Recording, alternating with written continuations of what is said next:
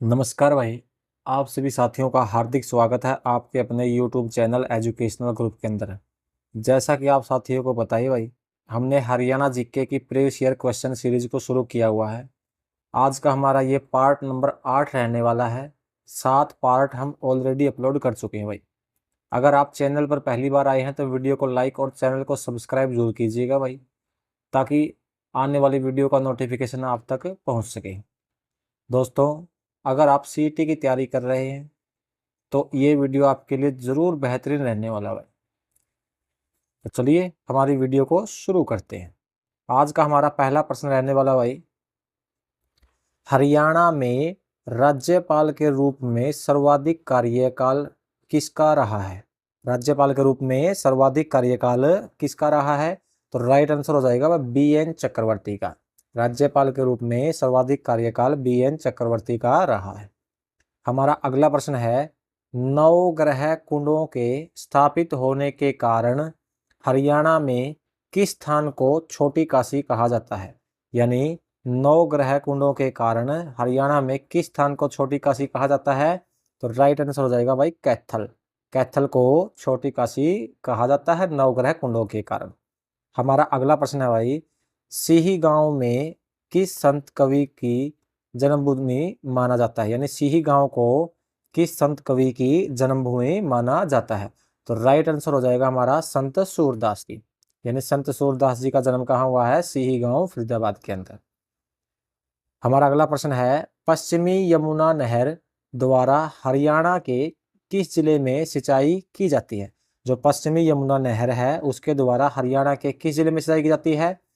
रोहतक के अंदर भी सिंचाई होती है भाई, सोनीपत में भी होती है, करनाल भी होती है। तो राइट आंसर हो जाएगा उपरोक्त सभी जिलों के अंदर।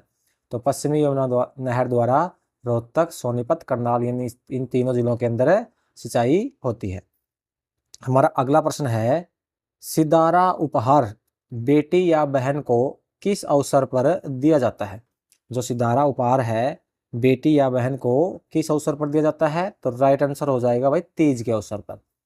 हमारा अगला प्रश्न है, व्लादिमीर कोपेन के अनुसार हरियाणा में कितने प्रकार की जलवायु पाई जाती है? तो राइट आंसर हो जाएगा भाई 2 प्रकार की जलवायु। हमारा अगला प्रश्न है, हरियाणा का फ्लावर मैन किसे कहा जाता है? हरियाणा का फ्लावर मैन किसे कहा जाता है? तो राइट आंसर हो जाएगा हमारा रामजी जयमल को। हरियाणा का फ्लावर मैन किसे कहा जाता है? रामजी जयमल को। हमारा अगला प्रश्न है, दक्षिण हरियाणा की सबसे ऊंची चोटी कौन सी है? दक्षिण हरियाणा की सबसे ऊंची चोटी कौन सी है? तो राइट आंसर हो जाएगा कुलताजपुर। दक्षिण हरियाणा की सबसे ऊंची चोटी कौन सी है? कुलताजपुर।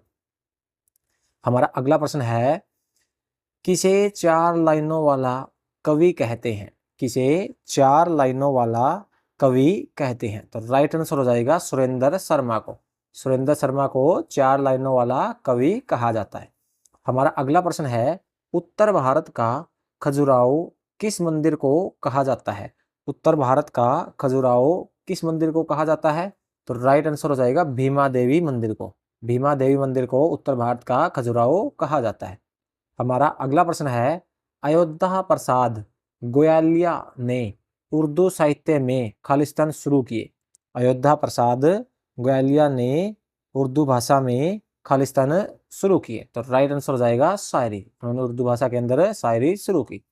हमारा अगला प्रश्न है, 2015 में रिलीज की गई किस हरियाणवी फिल्म को 2 राष्ट्रीय पुरस्कार प्रदान किए गए?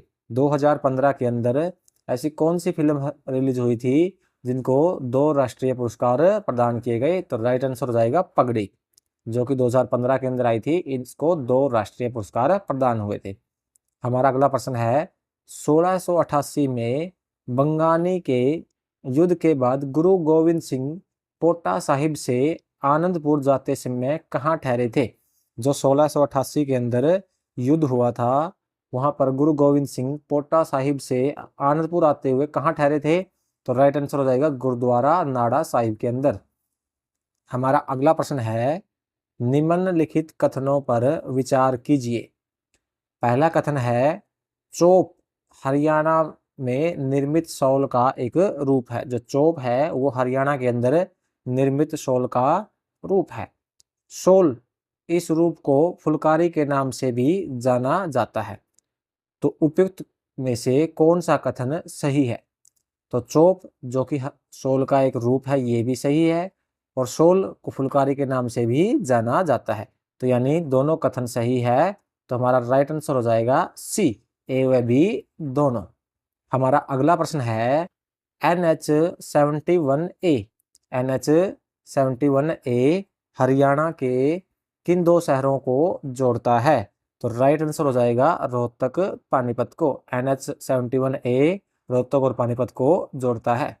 दोस्तों आज की वीडियो के अंदर इतना ही, मिलते हैं आपसे नेक्स्ट वीडियो में।